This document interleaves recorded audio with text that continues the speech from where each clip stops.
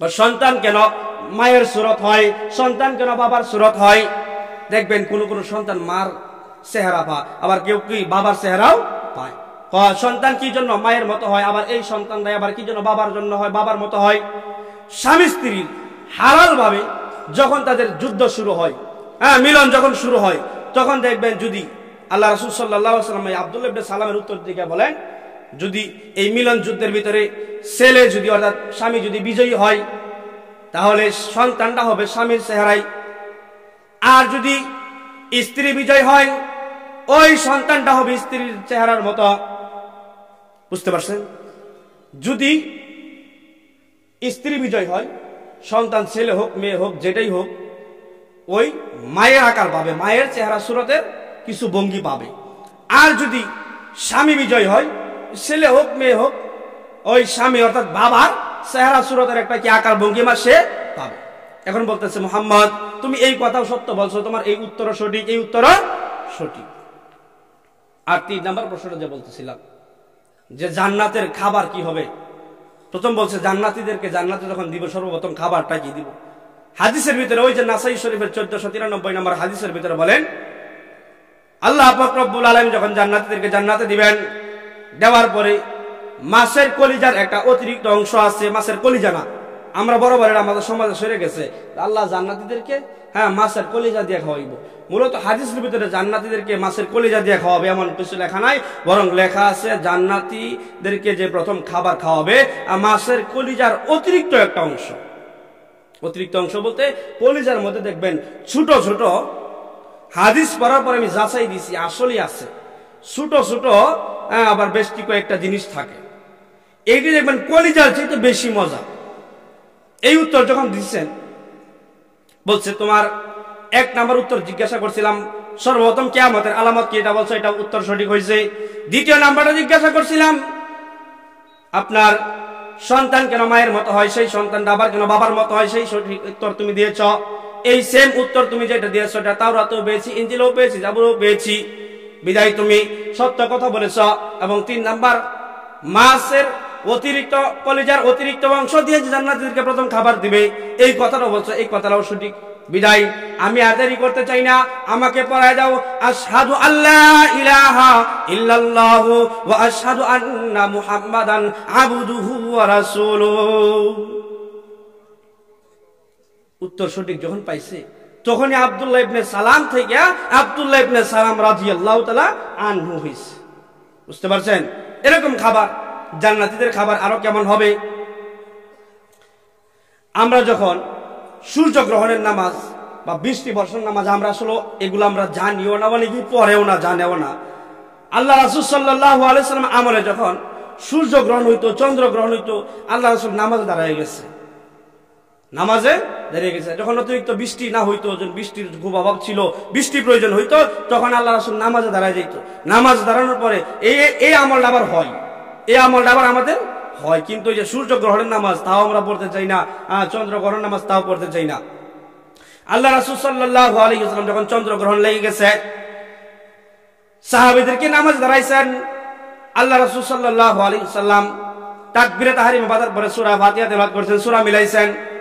কিন্তু সাহাবীরা পিছন দিক থেকে দেখবেন মুসল্লি যদি ইমামের পিছনে দাঁড়া, ওই মুসল্লি ইমাম সাহেব কি করে মোটামুটি ফলো করতে পারে, কারণ তার সামনে থাকে, ঠিক আছে না। যদি মন ওই দিকে নাও যা, আল্লাহ রাসূল সাল্লাল্লাহু আলাইহি ওয়াসাল্লাম ইমামতি করতেছেন, প্রত্যেক দিনের মতো নামাজ পড়াইতেছেন, কিন্তু প্রথম রাকাতে সেজদা দিয়েছেন 2টা, রুকু দিয়েছেন 2টা, রুকু দিয়েছেন 2টা, সেজদাও দিয়েছেন 2টা, রুকু 2টা দিছে, অর্থাৎ ওই নামাজের রুকু 2টাই দিতে হয় বা দিছে। আল্লাহ রাসূল সাল্লাল্লাহু আলাইহি ওয়াসাল্লাম হাদিসের ভিতরে লেখছে, 1 রাকাত নামাজ যখন পড়ছে রুকুর আগে দিয়া আল্লাহ রাসূল সাল্লাল্লাহু আলাইহি ওয়াসাল্লাম সামনের দিকে এরকম ভাবে গেছে, নামাজে দাঁড়াইছে, এখান থেকে সামনের দিকে গিয়া যখন কি ধরতে চাইছিল, ধরতে পারে নাই, আবার পিছনে চলে আসছে, আবার আয়েশা নামাজ পড়তেছে, রুকুত গেছে, সাজদা দিছে, দেওয়ার পরে আপনার 1 রাকাত পড়ার পরে 2য় রাকাতের জন্য আবার দাঁড়াইছে।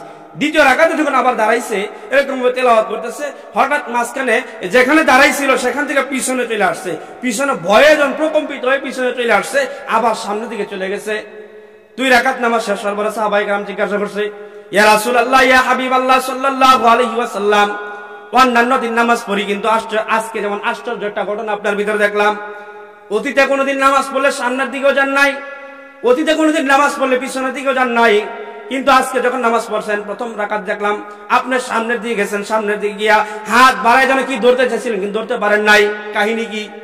আবার দ্বিতীয় রাকাত দেখলাম আপনি পিছন দিকে আসলেন, মনে হয় যে ভয় পাইছেন, আবার সামনের দিকে আবার যে জায়গায় নামাজ পড়ছেন সেই জায়গায় চলে গেছেন, কাহিনী কি? বলে আসলে কি তোমরা দেখছো? যে আমরা দেখছি, আমরা দেখছি। বলতেছে যে প্রথম রাকাতে যখন নামাজ পড়লাম আল্লাহ পাক রব্বুল আলামিন আমাকে প্রথম রাকাতে জান্নাত দেখাইছেন, সুবহানাল্লাহ।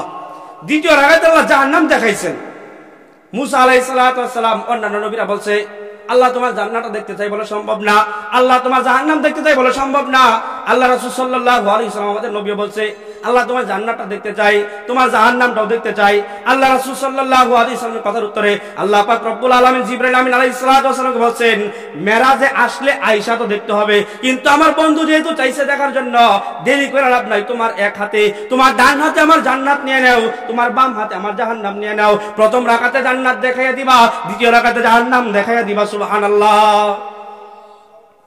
এই যখন নামাজ পড়ছেন প্রথম রাকাতে জান্নাত দেখাইছেন, তা আল্লাহ রাসূল সাল্লাল্লাহু আলাইহি ওয়াসাল্লাম যে হাত নিয়ে ধরতে চাইছিলেন ধরতে পারেন নাই, কি ধরতেন? হ্যাঁ, সাহাবায়ে কেরাম জিজ্ঞাসা করছে ইয়া রাসূলুল্লাহ কি ধরতে চাইছিলেন, ধরতে পারেন নাই? আল্লাহ রাসূল সাল্লাল্লাহু আলাইহি ওয়াসাল্লাম বলেন আমি যখন প্রথম রাকাত যখন নামাজ পড়লাম হাত যখন সামনের দিকে বাড়াইলাম কি যেন ধরতে চাইছিলাম, ধরতে পারি নাই। তোমরা এটাই তো জানতে চাইছো যে ইয়া রাসূলুল্লাহ, এটাই জানতে চাইলাম। আমি ধরতে চাইছিলাম মূলত আঙ্গুর গাছের, আঙ্গুর গাছ না আঙ্গুর গাছের ডালা, পুরা ডালাও না, আঙ্গুর গাছের ডালার ভিতরে শাখা প্রশাখা, পুরা শাখা প্রশাখাও না, ওই শাখা প্রশাখার ভিতরে আঙ্গুলের জুফরা, তাও বড় জুফরা না, ছোট্ট একটা জুফরা ধরতে গেছিলাম। এত বড় এত বড় এত বড় আমি ধরতে পারি নাই, দুই হাত দ্বারা ধরলাম। ধরার পরে যখন আমি রাখতে পারলাম না আল্লাহ রাসূল সাল্লাল্লাহু আলাইহি ওয়াসাল্লাম বলেন জিবরাইল আবার জান্নাতের পিছনে নিয়ে গেছে, আমি ধরতে পারি নাই। করে কতটুকু বড়? স্বাভাবিক হইলে না 1 কেজি 2 কেজি হইতো, আনুমানিক আর কি বললাম। আল্লাহ ইয়া রাসূলুল্লাহ কতটুকু বড় হইতো আনলেন না, কতটুকু বড় হইলো এটা তোমাদেরকে কিভাবে বুঝাবো? তবে এতটুকু ভাবে বুঝাইতে পারি, এত সুন্দর করে বুঝাইতে পারতাম না, কারণ আমি তো আনতে পারি নাই, বরাবর দেখাইতে পারতাম, যেহেতু আনতে পারি নাই কতটুকু বড়। ওই একটা জুফরা যদি, একটা আঙ্গুরের সরা যদি আনতাম, আনেওয়ালা উম্মত আমি নবী সহ, আমার স্ত্রী সহ, আমার সাহাবায়ে কেরাম তোমরা সহ, আনেওয়ালা উম্মত কিয়ামত পর্যন্ত মুমিন মুমিনাত বান্দি বান্দা যত মানুষ আসতো এক জুফরা থেকে কিয়ামত পর্যন্ত আঙ্গুর খাইতো, কিন্তু কিয়ামত পর্যন্ত আঙ্গুর খাইলেও একটা জুফরা শেষ হইতো না। খাবার কত বড় ছিল!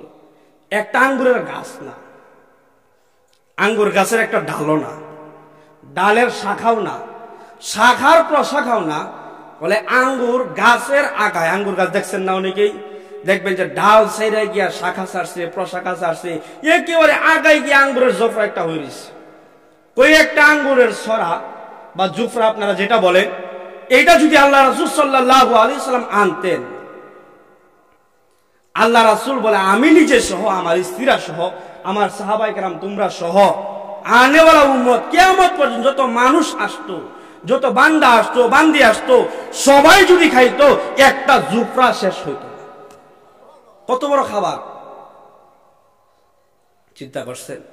আবার জিজ্ঞাসা করছে ইয়া রাসূলুল্লাহ, ইয়া হাবিবাল্লাহ সাল্লাল্লাহু আলাইহি ওয়াসাল্লাম, প্রথম রাকাতের বিষয়বান বুঝলাম, কিন্তু দ্বিতীয় রাকাত আপনি আমার মনে হয় আমাদের মনে হইতেছে ভয় পাইছেন, ভয় পায় পিছনে চলে আসছেন, কাহিনী কি?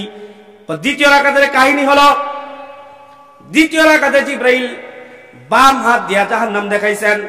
জাহান্নামের ভয়, জাহান্নামের শাস্তি, আযাব দেখে আমি এত ভয় পাইছি, আমি নবী নামাজের স্থানে থাকতে পারি না, পিছনে চলে আসছি। চিন্তা করছেন? আমি নবী নামাজের জায়গায় থাকতে পারিনি, আমি পিছনে চলে আসছি। ওই যে বললাম যে 60 হাত লম্বা বানাইবো, ইউসুফ আলাইহিস সালামের মতো সৌন্দর্য দিব, আপনার এই যে মুহাম্মদ সাল্লাল্লাহু আলাইহি ওয়াসাল্লামের মতো চরিত্র দিব, খাবারটা কেমন হবে খাবারের সংক্ষিপ্ত বর্ণনা দিলাম।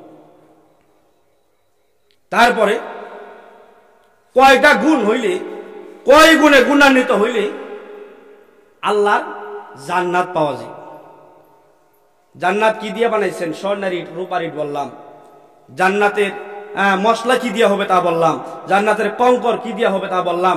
জান্নাতীদেরকে আল্লাহ যে কুদরতি ভাবে এক হাতে গ্লাস নিয়ে, এক হাতে জগ নিয়ে শরবত পান করবেন তাও বললাম। জান্নাতের খাবার কি হবে, প্রথম খাবার কি হবে, কিয়ামতের প্রথম বর্ণনা কি, সব বুঝাইলাম। এখন ওই যে বললাম যে পাত্র পাত্রী দেখছেন পছন্দ হয়েছে, বাড়ি দেখছেন পছন্দ হয়েছে, তাহলে আত্মীয় করার মজা পাইবো। ওই জান্নাত কি দিয়া বানা, আরো বহু সারা রাত্র চলে যাইব, কিন্তু বর্ণনা করে শেষ করতে পারতাম না, সময় সংক্ষিপ্ত, এই জন্য আমি সংক্ষিপ্ত বোঝানোর চেষ্টা করতেছি। এই যে জান্নাতটা বানাইছেন আল্লাহ, এত নিয়ামত আল্লাহ কুদরতি ভাবে, হ্যাঁ, বান্দারে পান করাইবো পানি, সুবহানাল্লাহ, এক হাতে গ্লাস নিব, এক হাতে জগ নিব, কত মানে যারা এই ভাগ্যী হবে, এই সৌভাগ্যবান হবে, তাদের কত খুশ নসিব, সুবহানাল্লাহ বিহামদি।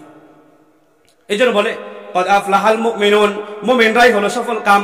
মুমিন কারা প্রশ্ন থাকতে পারে না? মুমিন কারা প্রশ্ন থাকতে পারে তো? আল্লাযীনা হুম ফি সালাতিহিম খাশিউন, মুমিন হলো তারা যারা আল্লাযীনা হুম ফি সালাতিহিম খাশিউন, যারা নামাজের ভিতরে খুশু খুজু আদায় করে, নামাজের ভিতরে খুশু খুজু আদায় করে। আল্লামা জালালউদ্দিন সৈয়দী রাহমাতুল্লাহ আলাইহি খুশু একভাবে এবং খুজু একভাবে দুই ভাগ ব্যাখ্যা দিয়েছেন।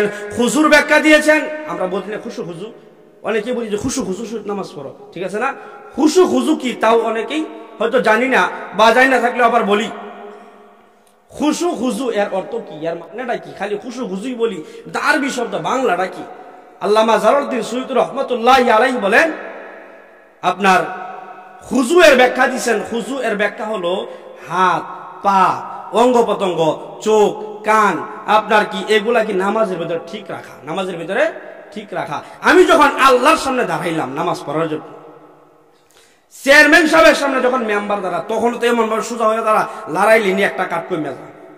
মেম্বার যখন উপজেলা চেয়ারম্যানের সামনে দাঁড়া, তখন সে এমন ভাবে স্ট্রং হয়ে দাঁড়া যে দুইটা কাট নিয়ে এবার কমে যা, ঠিক আছে না?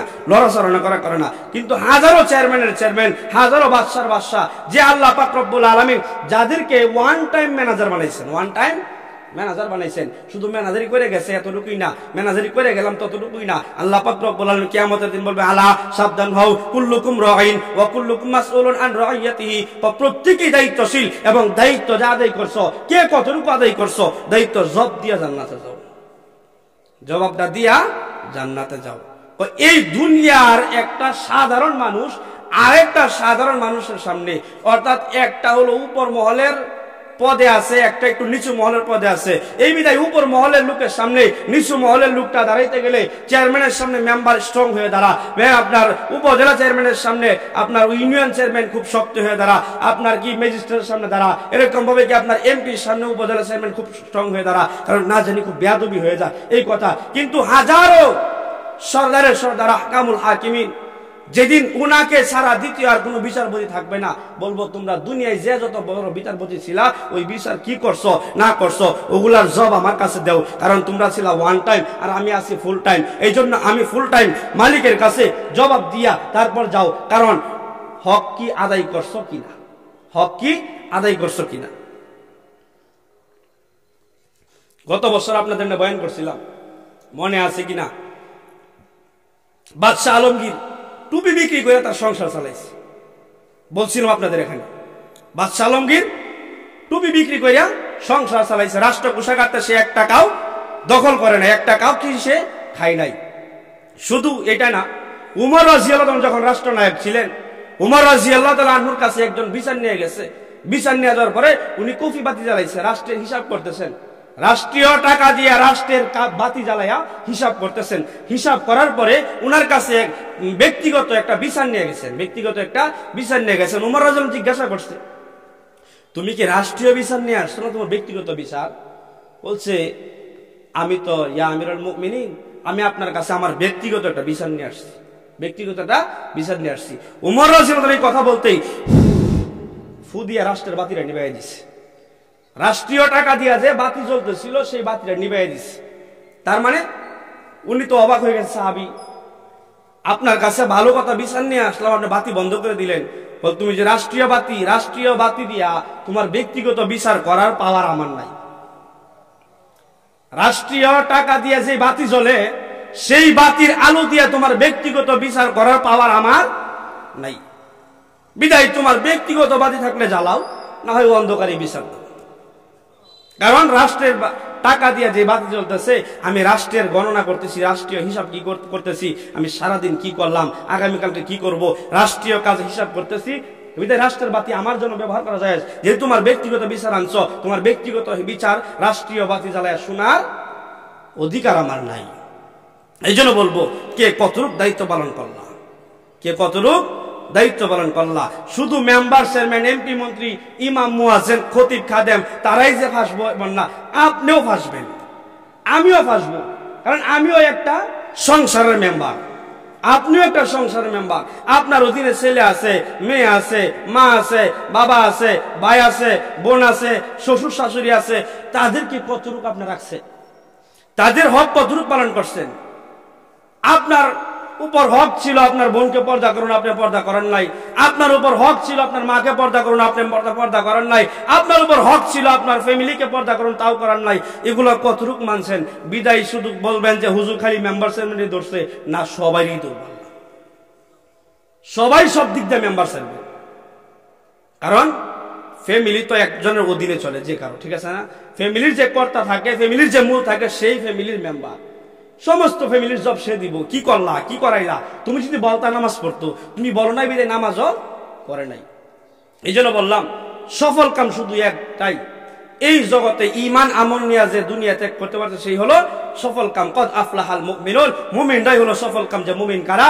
আল্লাযীনা হুম ফি সালাতিহিম খাশিউন, যারা নামাজের ভিতরে খুশু খুজু আদায় করে। এই জন্য বলতেছিলাম, আল্লামা জালালউদ্দিন সুয়ুতী রাহমাতুল্লাহ আলাইহি খুজু এর ব্যাখ্যা দিয়েছেন, হাতকে ঠিক রাখা, পাকে ঠিক রাখা, কানকে ঠিক রাখা, চোখকে ঠিক রাখা, পাকে ঠিক রাখা, অঙ্গ প্রত্যঙ্গ স্থির রাখা। অঙ্গ প্রত্যঙ্গকে নামাজের ভিতরে অটুট রাখা, স্থির রাখা। যে কেমন ভাবে? নামাজে ওই দুনিয়ার বাদশার সামনে বাড়াইলে যেরকম ভাবে স্ট্রং হও, তার চেয়ে লক্ষ কোটি গুণ ভাবে স্ট্রং হইয়া আল্লাহর সামনে দাঁড়াইতে হবে। আমার চোখটা একটু লেগে গেছে, না জানি আল্লাহ আমার বেয়াদব বলে ঘোষণা দেয়, ঠিক আছে না? কয়জন এটা মনে করি? নামাজে দাঁড়ানোর পরে মাথা খাজাইতাছি, ফ্যাট খাজাইতাছি, ফিট খাজাইতাছি, ঠ্যাং খাজাইতাছি, কি করি কি না করি। অন্য একজন দেখলো পাগল হয়েছে, অন্য একজন দেখবো কি পাগল হয়ে গেছে বলো। এমন অবস্থা আমরা করি কি করি না?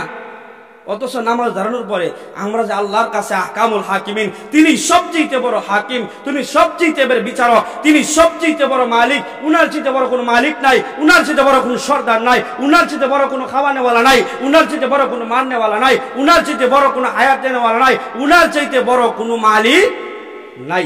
উনার সামনে দাঁড়াইলাম আর আমার ভিতরে এটা নাই যে আমি কার সামনে দাঁড়াইছি। অথচ দুনিয়ার একটা মানুষের সামনে দাঁড়াইলে আমরা ভয় হই যে হ্যাঁ আমার কি ক্ষতি জানি হয়ে যা, না জানি পুলিশের সামনে খাড়াইছি, না জানি একটা মামলা দেয়, থানার ওসি সাহেবের সামনে আসছি, এর যদি বেয়াদবি হয়, না জানি একটা মামলা অন্যদিকটা ঢুকাই দেয়। এই আশা নিয়ে নিজেরা শক্ত রাহি। কিন্তু আল্লাহর কাছে দাঁড়াইলাম, এখন আল্লাহর সাথে কথা বলতেছি, এখন আল্লাহর সাথে কিভাবে কথা বলতে হবে, ভদ্রতা কিভাবে বজায় রাখতে হবে তাই জানি না। দাঁড়ানো আর না দাঁড়ানোই সমান। দাঁড়ানো আর না দাঁড়ানো, মুফাসসিরিন কেরাম বলেন, বান্দা যখন নামাজ পড়ে, নামাজ পড়ার পরে আলহামদুলিল্লাহি রাব্বিল আলামিন রহমানির রহিম তেলাওয়াত করে কিনা, কিন্তু এমন হয়েছে কি তেলাওয়াত করতেছে সে নিজেও জানে না। ওই যে বললাম না, মাথা খাজাইতেছে, ঠ্যাং খাজাইতেছে, পাও খাজাইতেছে, পেট খাজাইতেছে, ফিট খাজাইতেছে, এরকম ভাবে নামাজের ভিতরে আসন নাই তাও না। ওই নামাজ তারে বদদুয়া দেয়, নামাজ তারে কি করে?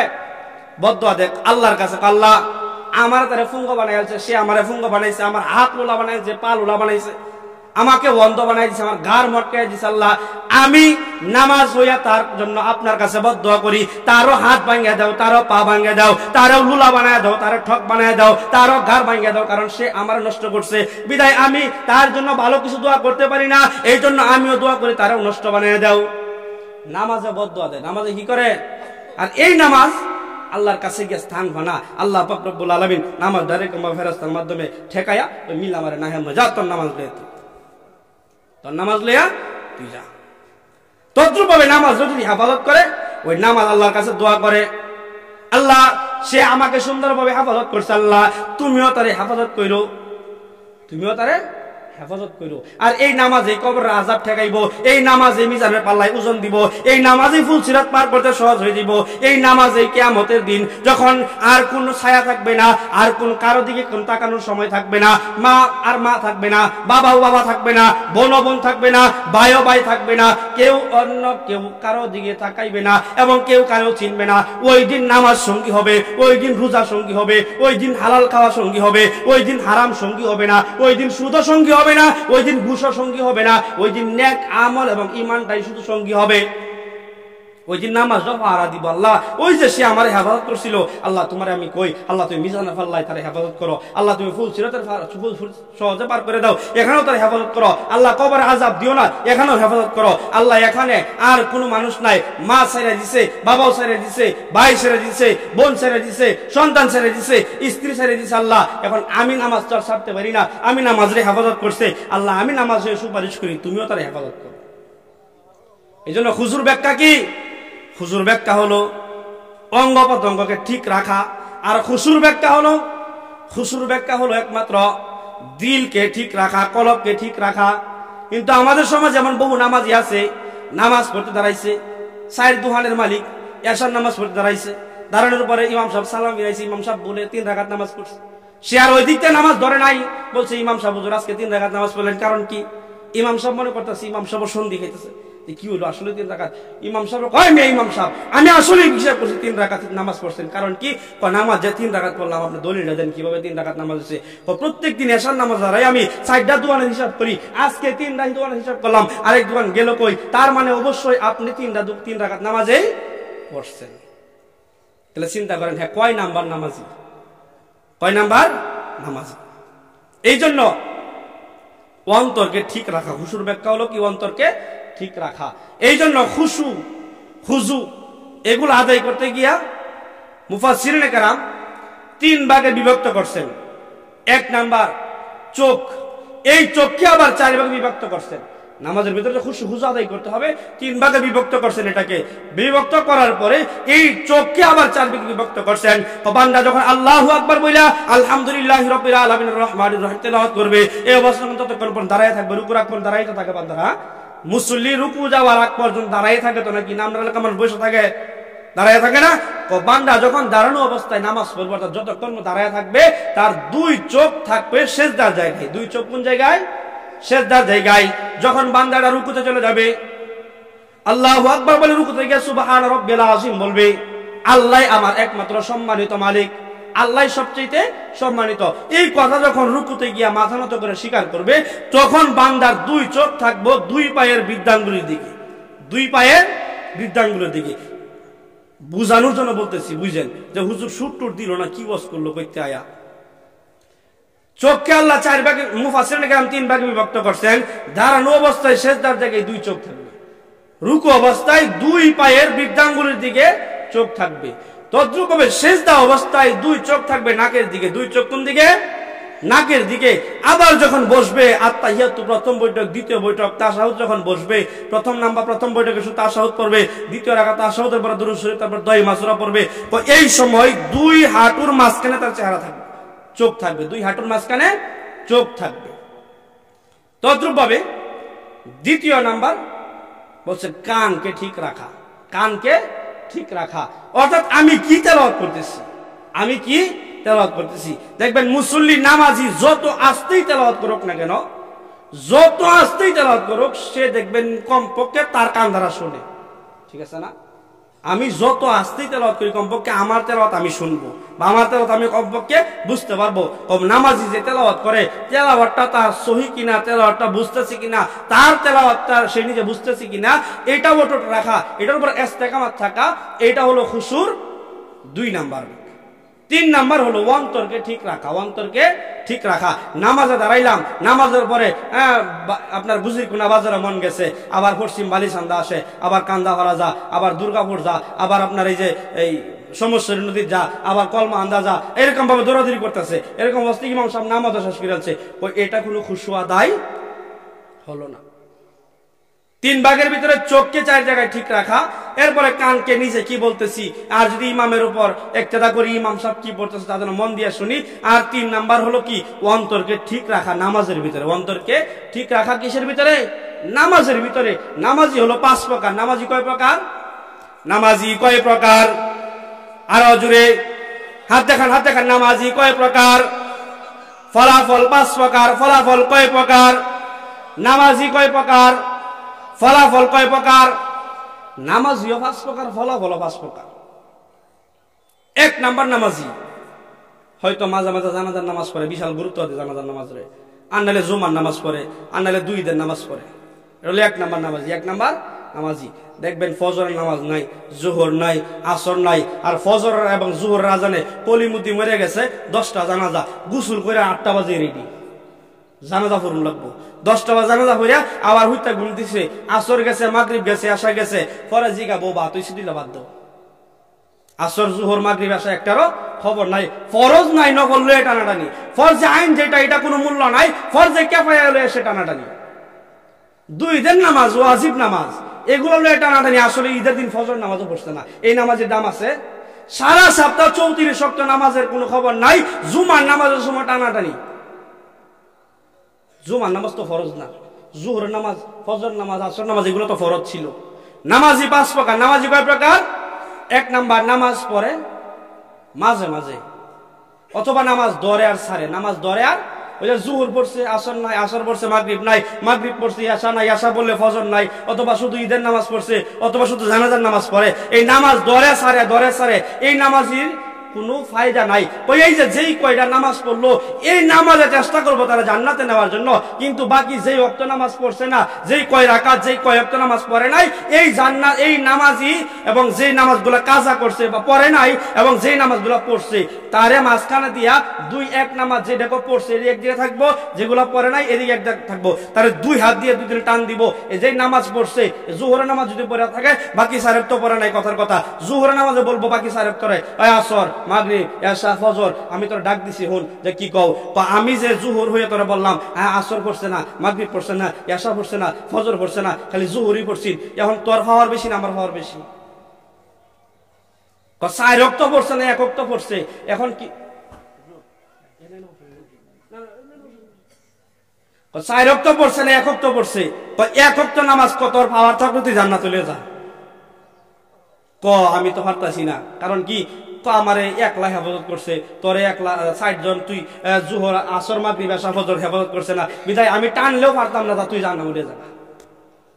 বিদায় নামাজ ধরে সারে, ধরে সারে, এই নামাজের বিনিময় জান্নাত হতে পারে না। 1 ওয়াক্ত নামাজ চেষ্টা করবো জান্নাতে নেওয়ার লাগা, কিন্তু 4 ওয়াক্ত নামাজ তারে জাহান্নামে বলে যাব। বিদায় নামাজ ধরে সারে, এই প্রকারের নামাজির ফলাফল জাহান্নাম। ফলাফল কি? জাহান্নাম। 2 নাম্বার নামাজি, নামাজ নিয়মিতই পড়ে, নামাজ নিয়মিত পড়ে, চোখ নামাজও নাই, চোখ হইলো ওয়ালো কিলে হাইডা দেহে, কান নামাজও নাই, বাহিরে কি আমার কেলা বদলাম কইতাছে শাস্ত্রলো হেডা শুনে, দিল নামাজও নাই, নামাজ একবার দিল গেছে বাজার, আবার দুর্গাপুর, আবার নেত্রকোনা, আবার ময়মনসিং, দিল ধরতেছে, এরকম ভাবে নামাজ পড়ে সালাম ফিরে শেষ, কিন্তু কোনটা কোনটা কি হয়েছে কিছুই কইতে না। নামাজ পড়ে, নামাজের পরে নামাজের মধ্যে চোখ নাই, কান নাই, দিল নাই, এই যে কোনো কিছুই নাই, কিন্তু ইমাম সাহেব সালাম ফিরে শেষ করেছে, হ্যাঁ হায় আফসোস কি হয়ে গেল বিষয়টা।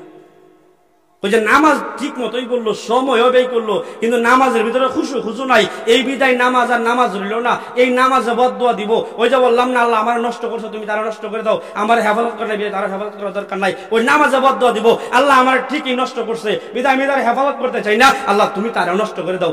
নষ্ট মানেই কর তুমিও জাহান্নামে যাও। 3 নাম্বার প্রকারই নামাজ হলো নিয়মিত নামাজ পড়ে, নামাজ ঠিকই পড়ে, সময়ও ঠিকই যা, কিন্তু নামাজ পড়ে যখন মন চলে যা বালিসান্দা বাজারে, আবার মনটারে নামাজে ফিরে এনে, যখন চোখ ওয়ালো চলে যা আবার ফিরে এনে, যখন কান বাহিরে কিছু শুনতে চা তখন আবার নামাজে ফিরে এনে, তো চইলা যা শয়তানের কাছে, আবার ফিরে এনে, আবার নিয়ে যা, আবার ফিরে এনে, আবার নিয়ে যা, আবার ফিরে এনে, এরকম ভাবে ঘাওড়াঘাওড়ি করতে থাকবে। দেখবেন সন্তানরা যখন বাবা যখন বাজারে নিয়ে যা মজা কিনে দেওয়ার কথা বলে, টাকা আছে কিনা সন্তানেরা দেখে না, বলে আমার কিনে দিতেই হবে, না বাবা টাকা নাই মানতাম না, না বাবা কিনে দিতে পারবো না মানতাম না, দোকানদারে বলে দিব না মানতাম না, দিতেই হবে।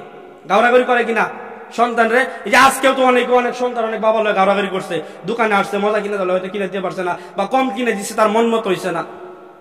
তদ্রুপ ভাবে এরকম ভাবে শয়তান খেলামেলা করে, আর নামাজিও শয়তানের থেকে বারবার মন কায়দা করে আনতে থাকে, এরকম বারবার চেষ্টা করে, মান জাদ্দা হওয়া জাদা, যে চেষ্টা করে সে সুতরাং ফল পায়। তো যেহেতু চেষ্টা করছে, এই অবস্থায় নামাজ শেষ, নামাজ পড়লো, সময় ব্যয় করছে, চেষ্টাও করছে, আগের নামাজ সময় ব্যয় করছে, নামাজও পড়ছে, সে আপনার চেষ্টা করে নাই, চেষ্টা না করার কারণে জাহান্নাম। আর 3 নাম্বার নামাজ পড়ছে, সময় ব্যয় হয়েছে, চেষ্টাও করছে, যদিও নামাজ থেকে বাহিরে মন চলে গেছিল, আবার আনছে, এরকম আনতে আনতে আপনার নামাজ শেষ হয়েছে, এই চেষ্টা করার কারণে তো আল্লাহ সে আমার হেফাজত করার চেষ্টা করছে, বিধায় আমিও চেষ্টা করি। আল্লাহ আমি বলি, আমি আবেদন করি, সে যতটুকু চেষ্টা করছে আমার রাখার জন্য রাখছে, কিন্তু আমি পরিপূর্ণ তার জন্য চেষ্টা করি, আল্লাহ তুমি তার জান্নাত দিয়ে।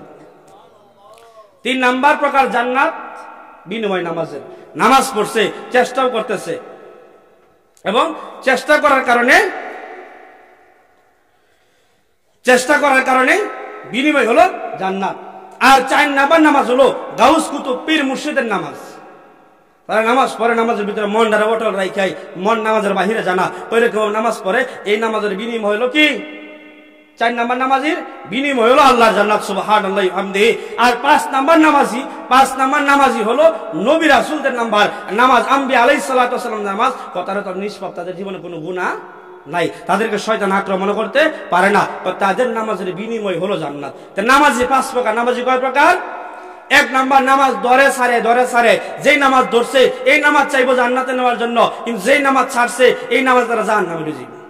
1 নাম্বার দরে সারে নামাজ, বিনিময় হলো জাহান্নাম। 2 নাম্বার নামাজ পড়ে, নামাজের ভিতরে কানও ঠিক নাই, চোখও ঠিক নাই, অন্তরও ঠিক নাই, চেষ্টা না করার কারণে এর বিনিময় জাহান্নাম। 3 নাম্বার নামাজ সময় ব্যয় করছে, নামাজও পড়ছে, চেষ্টা করছে, চেষ্টার কারণে তার বিনিময় জান্নাত, সুবহানাল্লাহ। 4 নাম্বার নামাজ ওলি বুজুর্গদের নামাজ। ওই নামাজের ভিতরে শয়তান আক্রমণ করতেও পারে, নাও করতে পারে, তবে কমই পারে। যাদেরকে শয়তান আক্রমণ করে তারা সহি ওলি হতে পারে না, আর যারা ওলি হয় তাদেরকে সহজে শয়তান আক্রমণ করতে পারে না, তাদের বিনিময়ে নামাজের জান্নাত, সুবহানাল্লাহ। আর 5 নাম্বার নামাজি হলো ওলি আপনার আম্বিয়া আলাইহিস সালাতু ওয়াস সালাম নবী রাসূলদের নামাজ। তাদের নামাজের বিনিময় হলো জান্নাত, কারণ তাদেরকে শয়তান আক্রমণ করতেই পারে না। এই জন্য মুমিন কারা? নামাজের ভিতরে খুশু খুজু আদায় করে যারা, নামাজের ভিতরে খুশু খুজু আদায় করে যারা। এই জন্য মুমিন হতে চাই। মুমিন হলে কি আল্লাহ বিনিময় দিব তাও শুনলাম, মুমিন অবশ্যই সফল কাম তাও বুঝলাম। মুমিনের 1 নাম্বার গুণ হলো যারা নামাজের ভিতরে খুশু খুজু আদায় করে। 2 নাম্বার নামাজের ভিতরে অযথা কাজ, অযথা কথা, অযথা বিশ্বাস থেকে বিরত থাকে। 3 নাম্বার আপনার এই যাকাত আদায় করে। 4 নাম্বার লজ্জাস্থান হেফাজত করে। 5 নাম্বার আপনার হলো আমানত রক্ষা করে। 6 নাম্বার ওয়াদা রক্ষা করে। 7 নাম্বার হলো নামাজ যা ওয়াক্ত অনুযায়ী পড়ে।